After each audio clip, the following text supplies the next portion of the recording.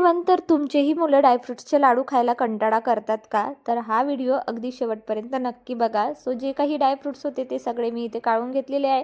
यावर फुल detail vlog मी already चॅनलवर share केलेला आहे. तुम्ही अजूनपर्यंत बघितलं नसेल तर खाली ट्रायंगल बटनमध्ये त्याची लिंक देते, तुम्ही नक्कीच एकदा चेकआउट करा. त्यानंतर जे काही ड्रायफ्रुट्स माझ्याकडे होते तेच घेतले. सो मी इथे साखरच्या ऐवजी ना मी एक सिक्रेट वस्तू यूज करणार आहे, तर अगदी शेवटपर्यंत हा शॉर्ट व्हिडिओ बघा. त्यानंतर हे सीड्ससाठी ना मी हा असा मिक्स सीड्सचा पॅकेट घेतला, पण यामध्ये ना अर्ध्यापेक्षा जास्त चिया सीड्सच भरलेले होते. सो त्यातले मी काही सीड्स मी बाजूला काढून घेतलेले होते, जसं पंपकिन सीड वगैरे. त्यानंतर हे सगळं मी असं भाजून घेतलं. त्यानंतर छान मिक्सरमधून वाटताना ना हे आपल्याला खूप जास्त बारीक करायचं नाही आहे, तर अगदी ड्रायफ्रुट्स फक्त क्रश होतील एवढंच करून घ्यायचं आहे.